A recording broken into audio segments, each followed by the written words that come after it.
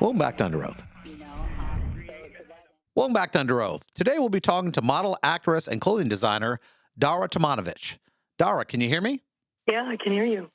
You know, I got to tell you, I followed your career for a while. I loved you in Biodome. I've loved your work in fashion, and now you're your own designer. I mean, that is such a incredible journey. Thank you. Shock to me too. I think as we move forward in our lives, we have our goals and we have our bucket lists, and I'm sure doing modeling for as long as you did, the thought, hey, I think I can do this.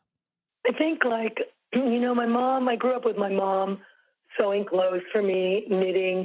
She would look through American Vogue and say, oh, do you like this sweater? And she could knit it from the picture and just modify it to my body. And she knew which colors I liked. And we'd go pick out the yarns together. And then my dad was always dressed before breakfast even, hair combed, brushed teeth, gentleman, walk out for a walk and wear a fedora.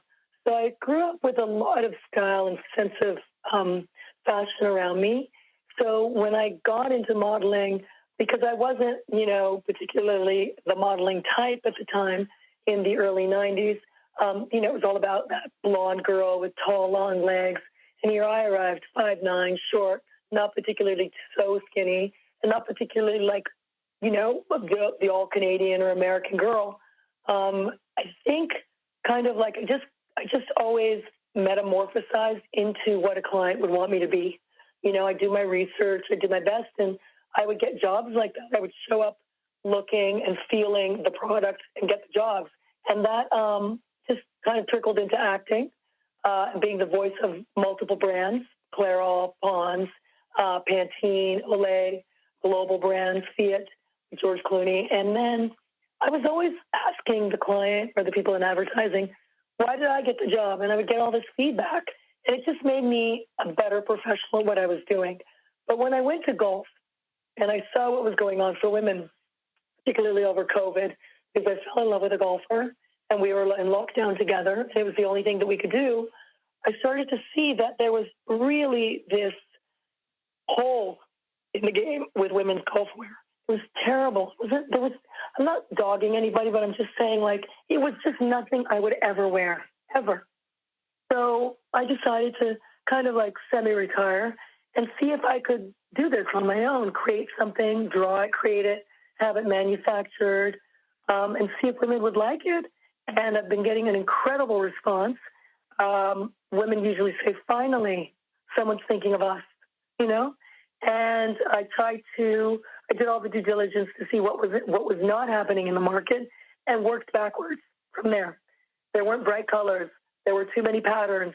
So I became on point with colors, on fashion right now, on trend.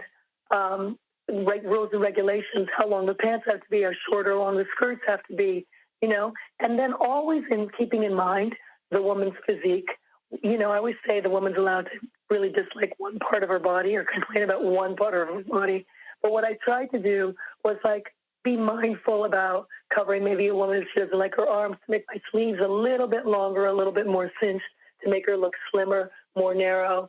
I was very mindful in how I designed this entire collection. You're in competition with billion-dollar companies, whether it be Nike or any of the other golf companies, Titleist and all these, and they all have their golfers signed to, multi-million-dollar contracts.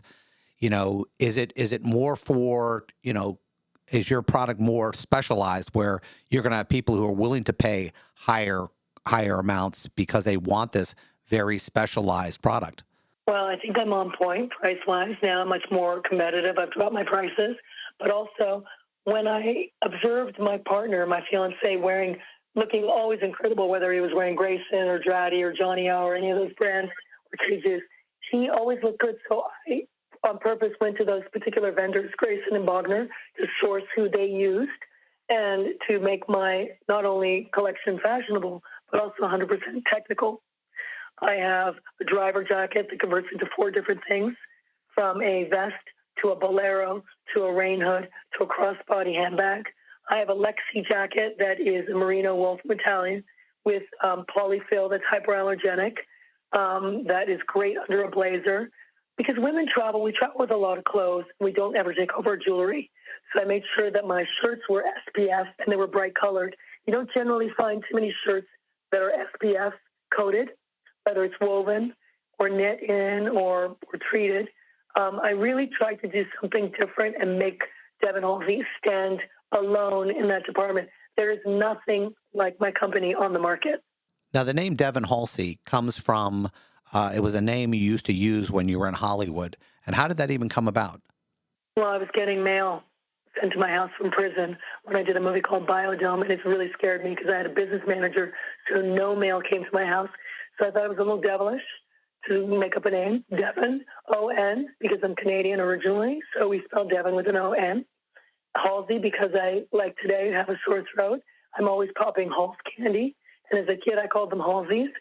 So I coined the name over 25 years ago, owned the domain, and then when I thought, well, I'm going to reinvent myself, why not use my alter ego, Devon Halsey? I get the opportunity to talk to a lot of celebrities who've moved into other areas, whether that be liquor, clothing lines, or something else. There's got to be a certain fearlessness you have to take a shot at doing something like this. And, was it a process for you or you're just going, we're doing this? I have discovered golf in 2020. I fell in love with the golfer. I wanted to spend time with him and get to know him, and we did over COVID. And we're engaged, which is awesome now. And for me, he had just opened up a whole world for me. And I've always been a bit of a tomboy and wanting to break into the boys' club. And I want to disrupt this industry and welcome women into golf, tennis, pickleball, and also with the idea of saying, we shouldn't just be defined by what we do or how we enter a celebrity status, whatever, be known for something. We have the capability as women to do multiple things at once. We're talented, we're smart, our time is right now. Women look usually sometimes better than their daughters. It's all about staying young. It's all about wellness now. It's all about anti-aging. It's all about clean living. It's a multi-billion-dollar industry. And I think right now it's the time for us. Devon Halsey is on point. I want to be able to give women one piece of clothing that they can wear multiple times in different situations and feel and look really their best. You were the face of many brands.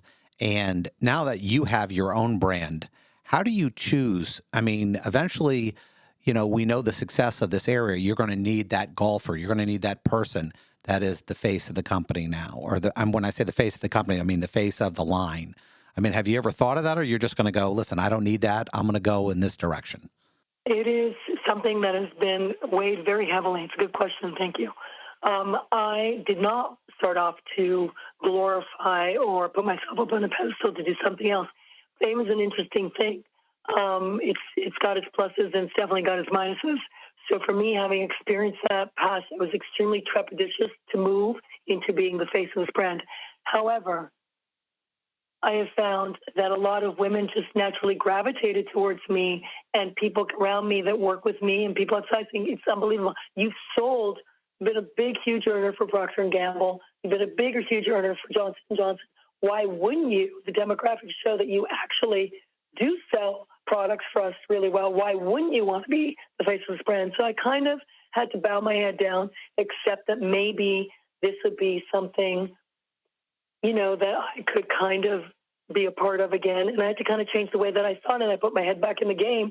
And I said, you know what, maybe everyone's right. When I think about athletic lines, I think about, whether it be dry fit, whether it be all these different performance materials they're using now. How do you combine, what's out there for you and go, okay, I still want fashion, but we still need to make it extremely functional? So this is my vendors. This is when I go to people, very high levels of vendors that, can explain to me what's the difference between this nylon, that nylon, this weave in a knit, this, anything, the stretch in the fabric, 4-way, 2-way, whether it stretches at all.